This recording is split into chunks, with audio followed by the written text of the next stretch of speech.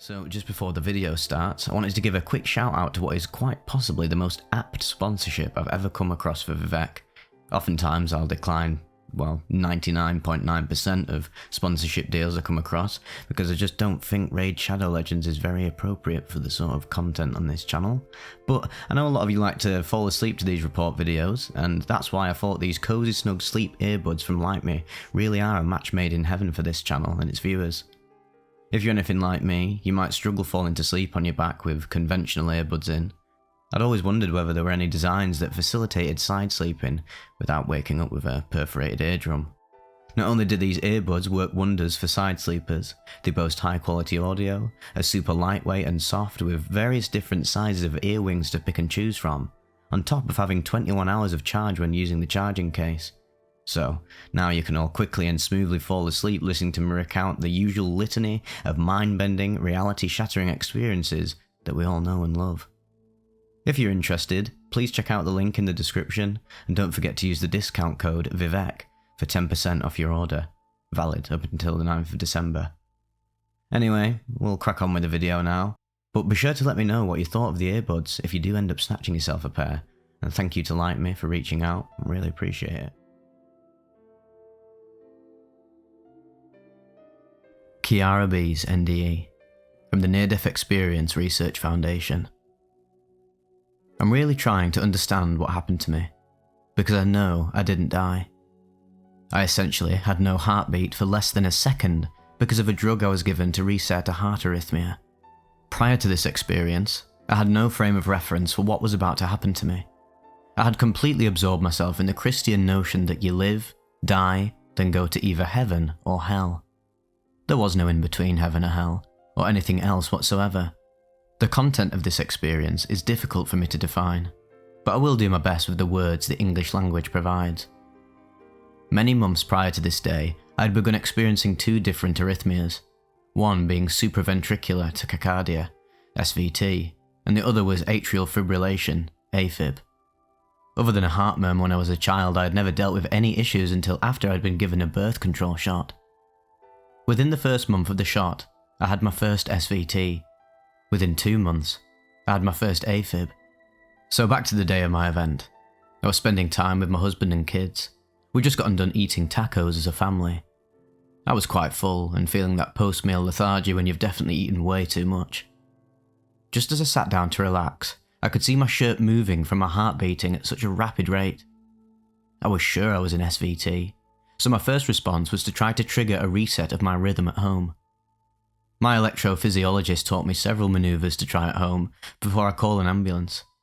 I tried the thing several times, including putting my face in ice cold water, but nothing was working. I was beginning to panic, which wasn't helping me either. So I eventually made the decision to go to the hospital. In the ambulance, they made me take 4 little aspirins. Why am I taking this? I don't even have a headache, I remember thinking.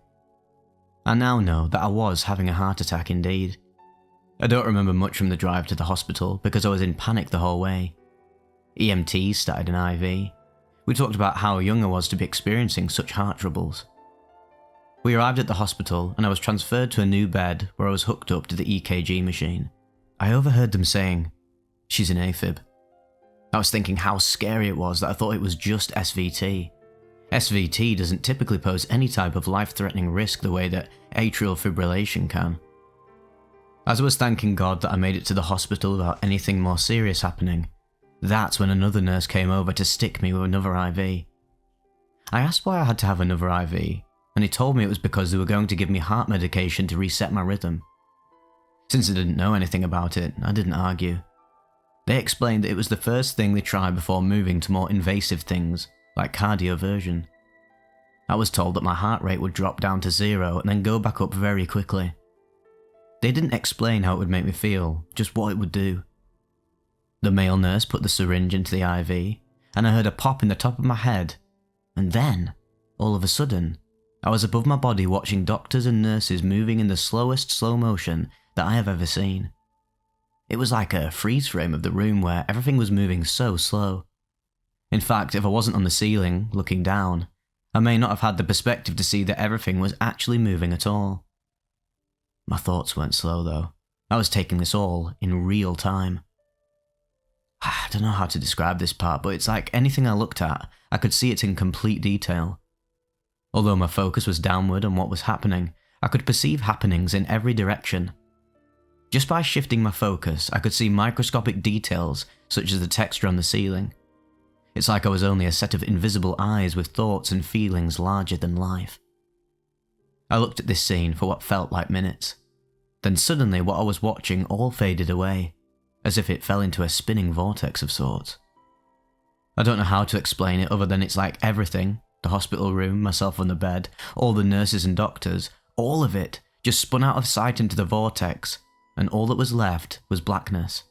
And when I say blackness, it's because there isn't a word in the English language to describe the darkness I saw. It was almost a palpable darkness, like it was holding me inside it. If I'm there, then how am I here? Where even is here? I had this thought running through my head. Then, all my memories of this life and other lives came flooding back. And I knew those other lives were mine, just as much as I knew my current life was mine. I saw flashes of so many lives and moments where I'd hurt other people or loved other people. But there was no judgment in any of this. It was merely me observing me without feelings.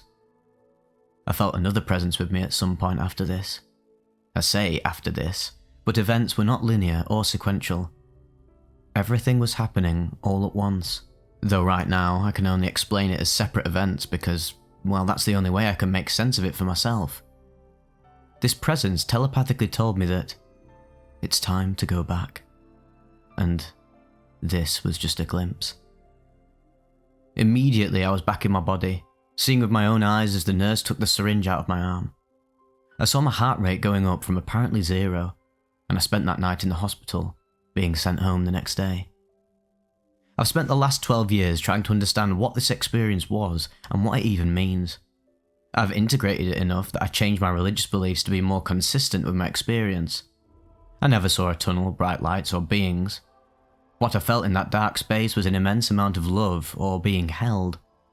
It was like the biggest peaceful universal bear hug I've ever felt. It was like being wrapped in velvet in your mum's arms while being loved beyond measure. That void, as people talk about, was not scary to me. I had so much wisdom while I was there. I felt like I was a part of everything in that void. I wish I could think of a name for it. It was beautiful, but made life here on Earth feel so confusing and so much more like a dream in comparison to that place. Brad's NDE. My NDE experience? Farm accident, circa 1992. Although family farming has moved largely towards plant and seed harvesting in recent decades, hog and cattle raising operations were still fairly commonplace in Indiana well into the mid-1990s. As such, a farm's livestock operations normally required a series of open sewage ponds. These were sometimes referred to as lagoons, open-air cesspools, or manure pits. This was done to hold the waste of dozens, if not hundreds of animals.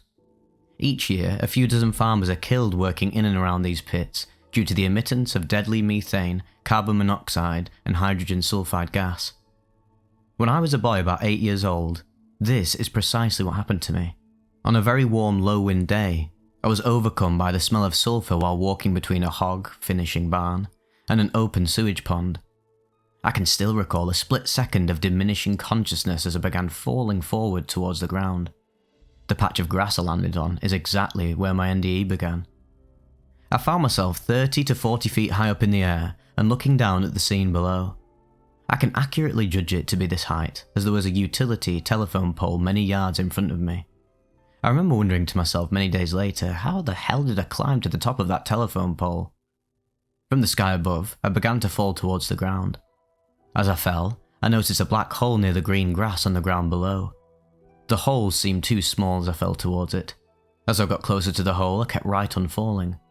There was no ground to hit. The falling felt like it had pierced a veil of some sort as I slid through the tiny dark hole and entered a tunnel within. The tunnel was black inside and growing larger as I rapidly fell into it.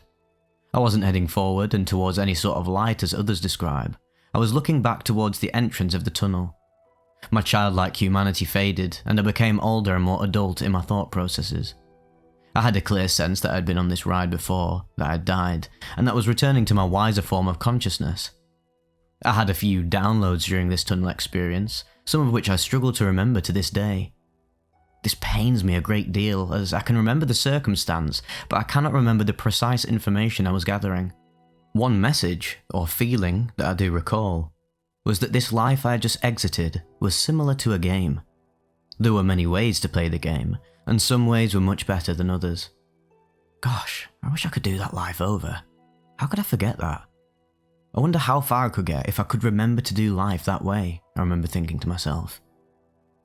In these recollection moments of the tunnel ride, I was somewhat bummed that I didn't perform better in my short 8-year-old life. But it was a happy-go-lucky kind of bummed. At some point here, the speed slowed and I entered a space with panoramic screens all around. It was like multiple TVs butted up next to one another. This was the beginning of a brief life review. Mainly, I saw images of my mother and sister, but I was very confused. I knew the time, place and circumstance that I was witnessing, but it was as if I was experiencing it from a different angle in the room. It was déjà vu, but from another vantage point, but I watched it differently this time. And I will note that this was a deeply emotional, painful life review in my experience. It was not a physical pain, though. I felt what my mother and sister had felt in those moments and how my young words had affected them. It was the feelings of shame, regret, remorse, jealousy and sadness, but multiplied times 1,000. These feelings I took on grew to a crescendo. Those feelings and emotions were pouring into me and I could barely take it anymore.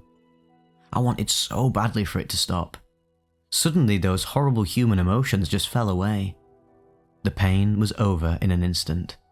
It was as if I was cleansed and, in quick moment, I was spat right back into that dark tunnel. But this time, I was in a euphoric freefall, and I haven't felt that kind of relief in any of my time here on Earth. Somehow from here, I ended up walking in a meadow. Oh, I loved this place, I knew it. This meadow was one of my absolute favourite places, despite never experiencing this anywhere on Earth. Still, I knew that I'd taken this walk before in these fields and breathed in this crisp air. It was like a long walk home. This was the first time I knew where I was headed during this experience. Today, 30 plus years later, I find myself sad because I cannot remember more of the above mentioned place and the happiness I had, and have had, in that meadow. Moreover, I cannot determine where the field led me, per se. Then, I find myself in a giant hall or room. I had people who knew me here. They were family members and ancestors. It was as if they were lined up like sitting on bleachers alongside a basketball court. I knew them all. Some were seemingly older and more matriarchal or patriarchal than others. I walked back and forth speaking with many of them. Again, I will note that I cannot name any of these people that I knew. Perhaps this is because I had not experienced any death as of yet in my short 8-year lifetime. But I do recall 1 or 2 conversations I had with a woman who knew me.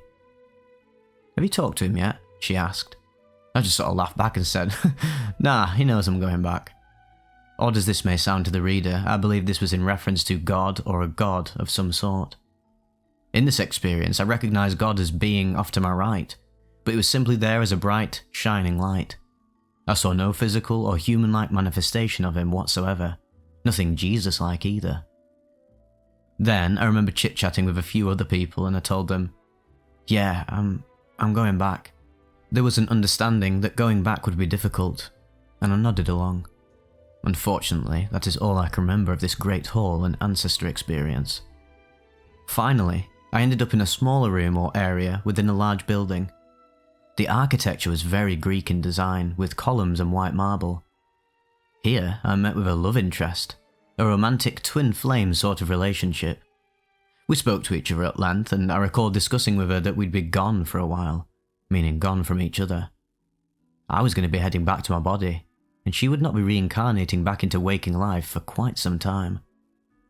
There was a knowing that our lives on Earth wouldn't exactly overlap, but that she would be much younger than I in this earthly realm. We said our goodbyes, and she knew I had work to do.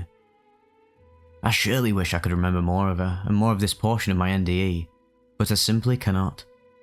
I have no idea if I'll meet up with this person in this life or not, but it has made dating interesting, and sometimes I chuckle when I run into someone new and a little younger than me. Boom.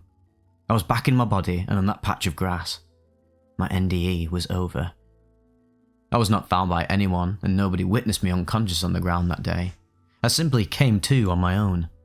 I got up slowly, dazed, and walked towards our house about 50 yards away. As I walked back, that was the first time I stared up at that telephone pole, wondering when and how I'd been able to climb up there and look down at the ground. At the time, I spoke nothing of this NDE to my parents or to anyone. I was 8 years old and didn't understand any of it myself. I didn't wrap my head around the experience until I was well into my 30s. Much of it would be what you'd recall later as the memories came back in waves. I'd never heard of the term NDE before, nor had any formalised idea that these experiences reportedly existed at all. Many other NDE experiences have reported wanting to stay on the other side or not come back. For weeks following my NDE, I would go outside when my parents were gone, lay down on the exact same spot of grass that I had my experience, close my eyes, and try so very, very hard to go back to that place. Shortly after that, for whatever reason, I buried much of the experience in my psyche. In fact, I refused to even walk near that area of the farm at all. I'm not sure why, but I actually became scared of it, causing me to bury the memories even further in the recesses of my mind. As I did so, I began having intense dreams for weeks following the NDE. These were vivid, out-of-body dreams, with some of them being quite nightmarish. Eventually, though, they dissipated, as did many of my NDE memories. Wendy Z's SDE. My maternal grandfather was fighting in World War II. He was hit by a train and sustained a head injury. His doctors claimed that this injury is what would cause his brain tumour some 60 years down the line, and it was an inoperable brain tumour, so he had to start radiation therapy. My grandfather was always working on or repairing something in the workshop or shed. I was one of his 7 grandchildren, and one of 2 of his female grandchildren. There was at least 1 or more grandsons helping him. Being a girl, I didn't really care to be working on dirty machinery, so we didn't spend a lot of time together and were not particularly close. But family in general was very important to him. His radiation therapy appointments became a little taxing on our family. My grandmother never drove and his children and grandchildren worked during the day. All except me. I was a stay-at-home mum at the time, with my children in school for the better part of the day. I volunteered to help him get back and forth to his doctor appointments. It was during these trips that he and I got to know each other a little better. He would tell me jokes during the car rides, and this would go on for months. At some point, we were made aware that the radiation wasn't helping shrink the brain tumour. There were more aggressive experimental treatments available, but my grandfather was done. He declined the treatment and settled on hospice care. Early on in hospice care, there were still emergency room visits to help maintain his condition and keep him as comfortable as possible. It was during one of these visits my aunt mentioned his care becoming too much, and she wanted to look into a hospice facility instead of hospice at home care. Me and one of my cousins adamantly rejected this suggestion, and we both volunteered to take over his daily care. I believe this is why I was included in his death experience. Another aunt and I ended up providing most of his care at my aunt and uncle's house. I lived 30 minutes away from her. I was there every day for weeks. His death was clearly coming, as all the signs the hospice nurses talk about were present. I decided I was going to spend the night. I phoned my husband to make arrangements for our children so I could stay. That evening, the rest of the family headed home. I was standing on the front porch waving goodbye to my mother when I noticed the full moon and one single cloud in the night sky. I do not know why this caught my attention, but while standing there, I heard a very strong voice come from inside, of me telling me to go home for the night.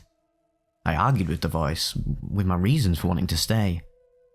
More firmly, the voice told me to go home. So, I do. I explained to my aunt that I've changed my mind and I'm going home. She seemed confused, but hugged me goodbye. It was already late when I decided to leave. As soon as I got home, I showered and got ready for bed.